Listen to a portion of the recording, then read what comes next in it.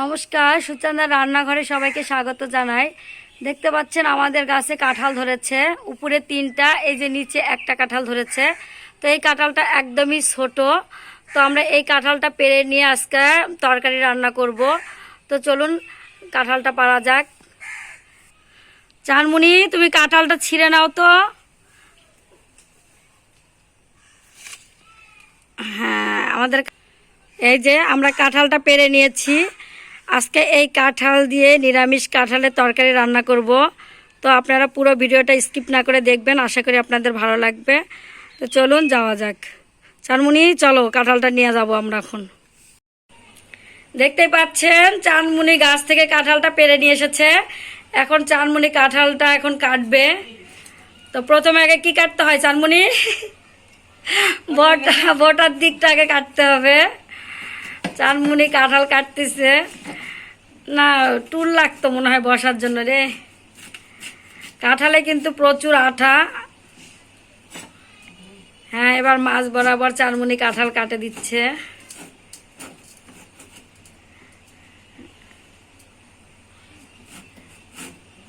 চানমুনি কিন্তু কাঁঠাল কাটার এক্সপার্ট। ওকে যদি 5টা কাঁঠাল দেওয়া যায়, ওই আধা ঘন্টা 1 ঘন্টার মধ্যে কেটে দিবে। ওর হাত এত স্পিডে ওই কাঁঠাল বানাতে পারে।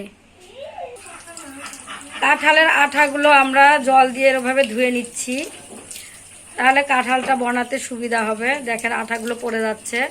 আপনারা যখন কাঁঠাল কাটবেন তখন এইভাবে কাটার পর ধুয়ে নেবেন, তাহলে দেখবেন হাতে খুব একটা আঠা ভরবে না।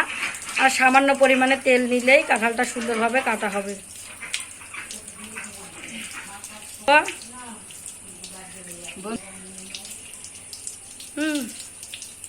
তো বন্ধুরা, আপনাদের যদি লাগে কাঠল কাটার জন্য তা আমাকে জানায়, তাহলে আমি আপনাদের বাসায় দিয়ে কেটে দিয়ে আসবো। ও, আপনাদের যদি কারো কাঁঠাল কাটার প্রয়োজন হয়, চানমুনি ডাকতে বলছে, আপনারা আমাদের কমেন্ট করে জানাবেন। চানমুনি তার বাসায় চলে যাবে, গিয়ে কাঁঠাল কেটে দিয়ে আসবে।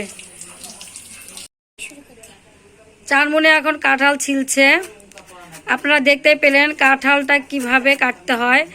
কাঁঠাল কিন্তু কাটার পর জল দিয়ে আগে ধুয়ে নিতে হয়, তাছাড়া প্রচুর আঠা থাকে। তারপরও এই কাঁঠালটির মধ্যে অনেক আঠা আছে।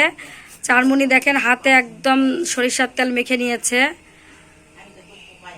তো চানমুনি, যদি কোনো বন্ধু কাঁঠাল কাটতে ডাকে, তুই কি যাবি কাঁঠাল কাটতে? যদি যাইতে না পারি, আমার কাঁঠাল কাটাটা হ্যাঁ, মনোযোগ দিয়ে যদি দেখে, তাহলে সে পারবে কাটতে। ও, মানে ও যেতে না পারলে আপনারা ওই কিভাবে কাঁঠাল কাটতেছে আপনারা দেখেন, তাহলেই হবে। একটু কষ্ট করে এভাবে কেটে নেবেন।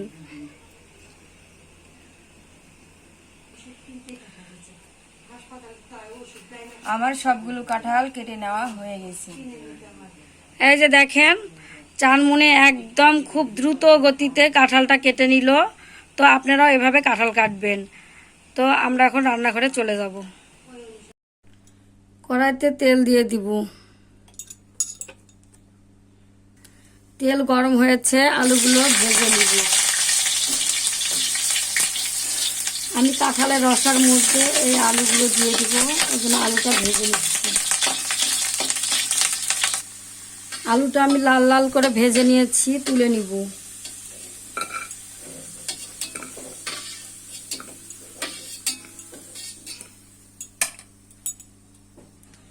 এই তেলের মধ্যে আমি সয়াবিনগুলো ভেজে নিব।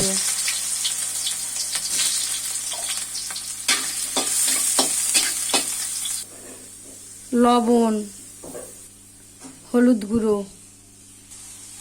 সয়াবিনগুলো আমি লবণ হলুদ দিয়ে লাল করে ভেজে নিব। সয়াবিনগুলো ভাজা হয়েছে, তুলে নিচ্ছি। আলু, সয়াবিন এগুলো দিয়ে আজকে আমি রসাটা রান্না করব।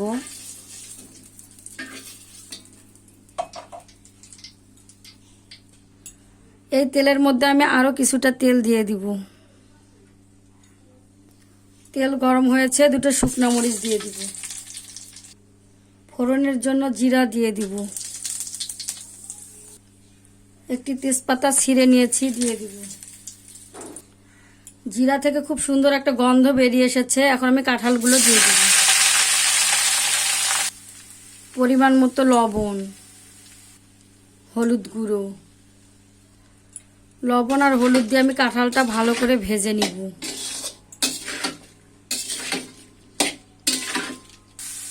কাঁঠালটা ভেজে নিয়েছি, দিয়ে দিব ছোলা। আমরা একে ছোলা বুট বলে থাকি। আবারও ছোলার সঙ্গে কাঁঠালগুলো ভালোভাবে মিশিয়ে নিব। ছোলা বুটগুলো আমি রাত্রিবেলা ভিজিয়ে রেখেছিলাম, একদম সুন্দর নরম হয়েছে। এখন আমি দিয়ে দেব ভেজে রাখা সয়াবিন আর আলুগুলো। সয়াবিন আর আলু দিয়ে আবারও ভালোভাবে কাঁঠালটা ভেজে নিব।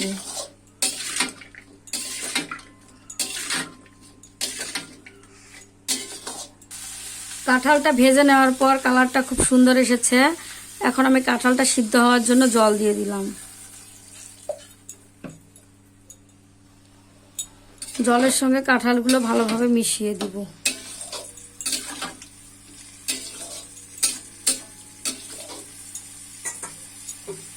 কাঁঠালটা আমি ঢাকনা দিয়ে ঢেকে দিব। ঢাকনাটা তুলে নিব।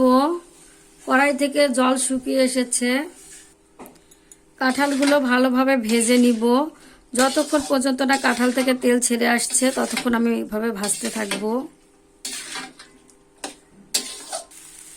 কাঁঠালটা আমি একদম লাল করে ভেজে নিয়েছি। এই যে দেখতে পাচ্ছেন কাঁঠাল থেকে একটু তেল ছেড়ে এসেছে, ছুন্নির মধ্যেই দেখা যাচ্ছে। কাঁঠালটা লাল করে ভাজা হয়েছে। এখন দিয়ে দিচ্ছি জিরা বাটা, আদা বাটা, গরম মশলা বাটা। আমি মশলাটা আগেই দিয়ে দিচ্ছি, আপনারা চাইলে পরেও দিতে পারেন। মরিচের গুঁড়ো 1 চামচ। ঝাল আপনারা আপনাদের সুবিধা মতো দিবেন। যে বেশি ঝাল খাবেন একটু বেশি দিবেন, যারা একটু কম পছন্দ করেন তারা একটু কম দিবেন।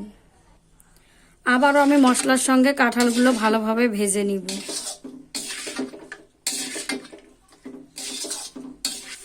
সামান্য পরিমাণে জল অ্যাড করব, তাছাড়া মশলাগুলো পুড়ে যেতে পারে। যতক্ষণ পর্যন্ত না জলটা শুকিয়ে আসছে ততক্ষণ পর্যন্ত আমি কাঁঠালটা এভাবে কষাতে থাকব।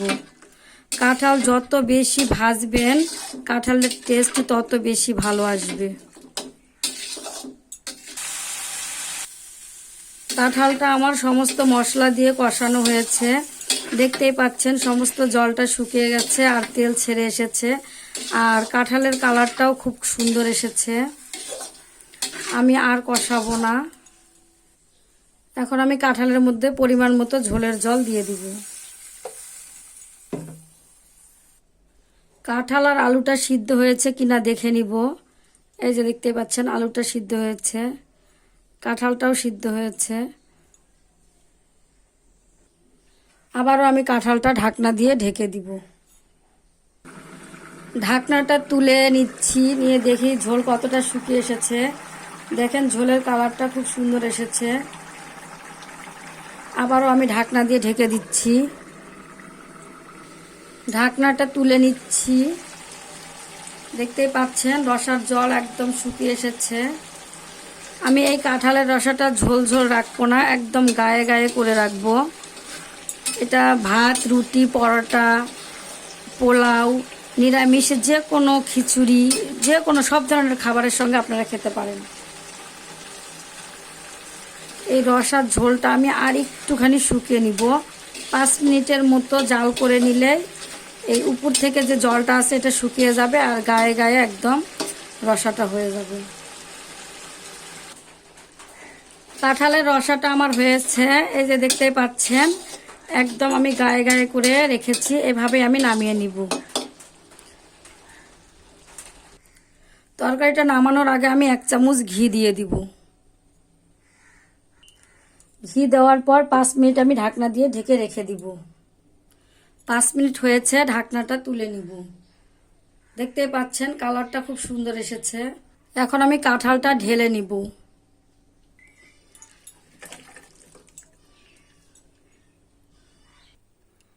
আজকে নিরামিষ কাঁঠালের এই রেসিপিটা আপনাদের কেমন লেগেছে অবশ্যই কমেন্ট করে জানাবেন।